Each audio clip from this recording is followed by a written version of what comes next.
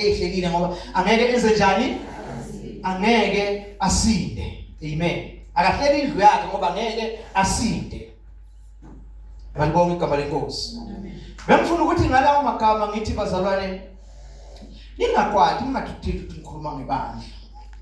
Ngoba ayikho into emhlabeni konke baloneke nje. Yabona uma usadelela indaba yebandla ongakafuni ukuzibandakanya nayo ene uyifune lapho kungifuna ukuyi-understand le ndaba yebandla. Kahle hle emhlabeni ufana nomuntu nje okhona Nkosi yami owosisi. Amen. Hallelujah. Umuntu nje wokudatshukelwa kakhulu uzwelwe ukholwa uyingxenye yebandla umthanda uJesu kodwa ngoba lento okuyo awunandaba nayo. Amen. So sisesikhathini la uNkulunkulu athi khona uNkulunkulu uNkulunkulu enza khona ethi uhlela indlu yakhe ukuthi ibe kwi-order. Amen. Indlu yakhe ukuthi ibe kubazalwane ube kwi-order ngoba icebo likaNkulunkulu liyo executwa yibandla. Icebo likaNkulunkulu liyophunyeleliswa yibandla, linikezwe ibandla. Ngoba ibandla liyicebo likaNkulunkulu elinikezwe ukuthi futhi icebo likaNkulunkulu ngayo yonke indalo, ngayo yonke ngombuso wakhe ukuthi udominate emhlabeni. Amen. Ibandla liyokwenza lokho. Kodwa inkinga ukuthi abantu abasebandleni lento kubo ayijulanga. Amen.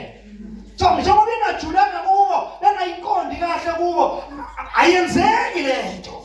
uNkulunkulu afuna ukuthi ngabe yenzeke. Amen. Manibonga igama lenkosi. So ibandla libalulekile bazalwane. Kakhulu. Amen. Ezinye zezinto ezishaya ibandla likaNkulunkulu ukuthi ibandla likaNkulunkulu yonke lento uNkulunkulu alikhuluma ngayo ayithembe ngayo ingabonakali kulo, lingabonakali liyiyo. Amen bazalwane. Hallelujah.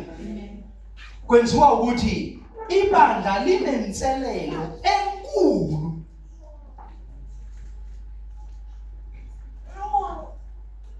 yokuthi uma lakhiwe libe ne-structure, libe nangazalwane ngesizulu libe nohlaka, libe nangazalwane. Uma ubheda uhlaka, uma ubheda i-structure uhlaka lubheda, ayikho into ezokwenzeka, ayikho into ezolunga. Amen. Ayikho into ezohamba kahle. Gama lenkosi malibonga. Thina njengebandla uNkulunkulu ubeke thina ukuthi thina sisethe ama-standards.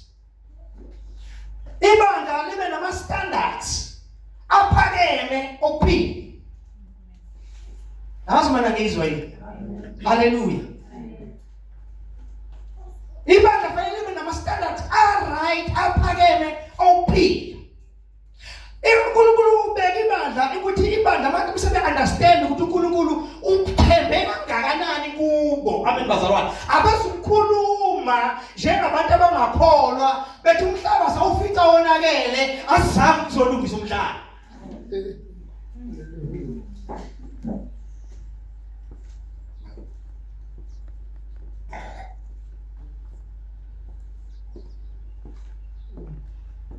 Asizukhuluma njengabantu abathi ngendlela sokonakele ngayo ayisekho into ezophinda ilunge. And futhi ayikho into ezolunga uma thina njengebandla singakwazi ukuthi sazi ukuthi yithi esimisiwe ukuthi sibe yisibuko la abantu abangakholwa befunda khona bebuka khona. Amen bazalwane. Ngoba i-structure sebandla si-right, si-straight, simile ngendlela right. Amen. Julile le ndaba yinde. Khona into engijabulisayo. Kodwa ngeke ngisho. Ngoba mangisho la ngikhulumela emlilweni. Amen. Amen. Ngikhulumela kuphi? Ngikhulumela emlilweni. Njengoba ngikhuluma la, angikhulumi la kuphela. Amen. Angikhulumi la kuphela. Njengoba ngikhuluma la eyisebonga social media. Khona la ngikhuluma, khona abantu engikhuluma bangizwe clean. Engithi ukuthi thina sihleli la abahleli bona babhizi balalela lezinto baphethe amaBhayibheli bawabekela baphethe yonke into abayibekela bathi thina lezi zinto lezi ezinje. Amen. Amen. Awukuphoza kancane la. Amen. So bayelalela abantu. Abantu bayithathela phezulu. Isolo kusemncwabeni komunye umncwabo. Mangomunye umncwabo hleli ngilalela uyashumayela umfundisi uyasho. Before shumayela mangeni inkosi umuntu la behlakele behlezi. Yabasathi lo muntu amehlakale behlezi. Lo muntu amehlakale behlezi. Lo muntu uyabona uyamfanisa bathakazi ukumbona. Yabo. Amehlakale behlezi. Kanti lo muntu umbona la kuma social media. Amen. Ngizama ukusho kodwa ukuthi uyafunela lengayina. Bakhona abantu abazoyithatha bagijime nayo enibasebenzele. Amen. Kuthi ukukhethwa kwenu bemkhethwa uNkulunkulu ukuthi uNkulunkulu uyanikhetha ukuthi nani bani kule generation afuna ukwenza ngayo umlando iduze sengaphandle. Amen. Okay, asingene nezwi lenkosi. So ke ibandla bazalwane lidinga structure. Yabona manje siyakhona. Njengoba manje sijamba bazalwane. Siyakhona. But unemess ekhona la phakathi kwethu. Kunani bazalwane? Kunomonakalo okhona la phakathi kwethu. Okufanele ukuthi ngaba awukho lo monakalo. Hayila kithi kuphela. Kulo lonke ibandla la khona ibandla kunama standard, kunenhlaka uNkulunkulu usebenza ngohlaka. Kunohlaka uNkulunkulu afuna ukusebenza alumisa ukuthi mayisebenze manje ufuna ukusebenza ngento ene structure esinje. Amen. Because uma ngabe ngazange kulunge istructure singashumayela sikhuluma izwi laNkulunkulu but istructure siyabheda. Amen bazalwane. So since istructure sibheda ayikho into ezokwakheka. Ayikho into ezozenjani? Angenzele umzekelo bese ngiyishiya ngoba indaba yangelinye ilanga. Bese ngiyishiya.